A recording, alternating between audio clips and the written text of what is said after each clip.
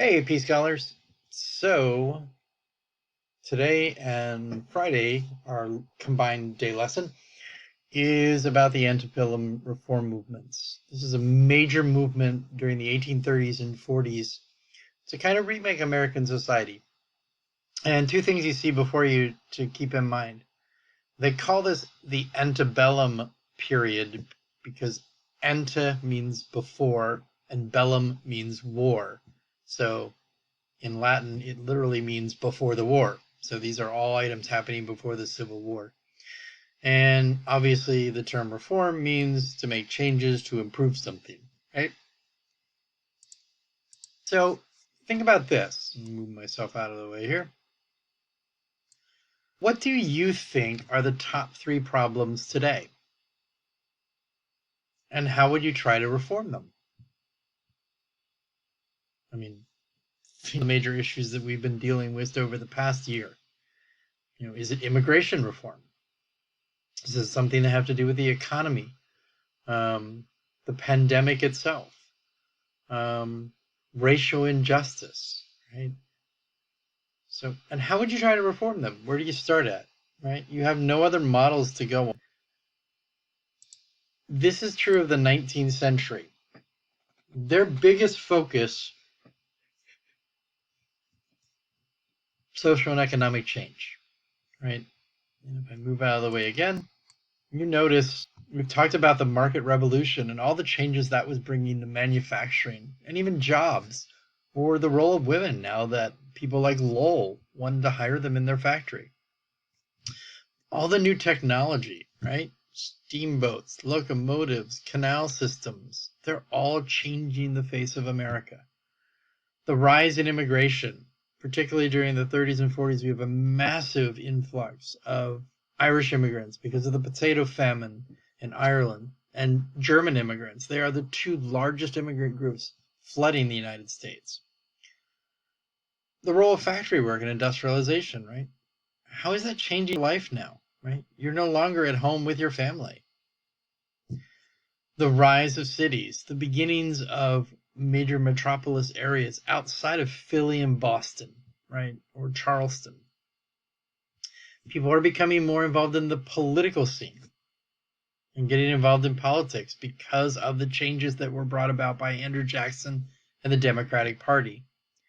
And of course, the rise of King Cotton in the South. These are all changes.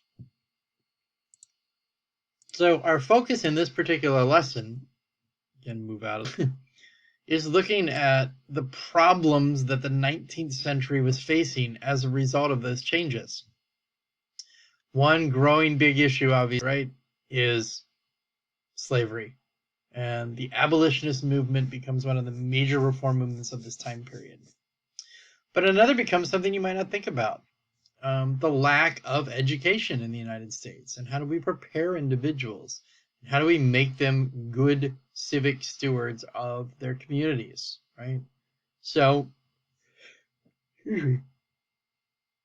Jefferson's idea of universal public education will begin to occur during this time period, thanks to a gentleman by the name of Horace Mann. It's the beginning of the suffragists and women calling for their right to vote. 1840 will be a pivotal year for that, when the Seneca Falls Declaration is created. And one of the other big ones that people forget about is the beginnings of the temperance movement, right? Temperance meaning wanting to restrict the use of alcohol in the United States, right? So these are all major 19th century problems. And the way in which we're going to change them or reform them is a result of the movement that begins in the 1830s, known as the Second Great Awakening. Not to be confused with the First Great Awakening in the 1740s. This one comes almost 100 years in the future in the 1840s. And this idea that individuals have the ability to change themselves. No longer are they going to be focused on predestination, and that God has preordained you for whatever you're going to be, that the Puritans believed in. Now there's this new social thought of you have the ability to change. And because you have the ability to change, you also can change the community that you live in, the society that you're a part of, and the greater scene in America, right? And so this gives rise to major social reforms and the beginnings of redefining what it means to be equal. So these are some of the areas that we're going to look at. The temperance movement, abolitionism, education, women's rights, one of my favorites, the utopian societies. These are people who are like, we don't even know where with society. So we're just going to remove ourselves entirely, create another new society to be the example. Sound familiar? Sound like the Puritans? City upon a hill, a beat for all, right? Some really interesting ideas. One of my favorites is, if any of you like graham crackers, there's a gentleman by Sylvester Graham. Basically comes up with this idea of a whole new diet. You might have heard of it. Today we call it vegetarianism. That's actually one of these utopian societies. They call themselves greats, and they had really weird ideas to people about what to eat, sexual relations, and what marriage meant, and all kinds of things. So we're going to dig into these today. So what our agenda really is over the course of this lesson is to look at these reforms. Right? So I've created a virtual museum of antebellum reformers. And there's 5 different rooms, and you're going to have the opportunity to explore this museum and basically find out about these key areas. And one room actually has 3 of the social reform movements in one. So there really is a total of 5 rooms, but really 7 different areas you're going to look at. And as you go into the rooms, you're going to be able to see and check out what's going to happen in the room. Okay, so this is the virtual museum. And it's a PowerPoint format, but I'm going to tell you that once you download it and open it on your computer, you do want to go up and make sure that you run the slideshow, because these become interactive for you, right? So you'll see here's room 1, 2, 3, 4, and 5. When you click on these, it will take you to that room. So if we click on room 1, it's going to take you to room 1, which is Canine. And in this room, you will want to explore things. There may be videos, right? And these link out to where it is. There may be other readings, right? So each one of these, if you click on them, you'll notice they take you somewhere else. So all of these take you somewhere, these 2. So if I click on Charles Finney and the Erie Canal, for example, it's going to take me, oops, not there, but to revival meetings and talk about his role. If I click on these, it's going to take me to learn more about the rise and birth of Mormonism, right?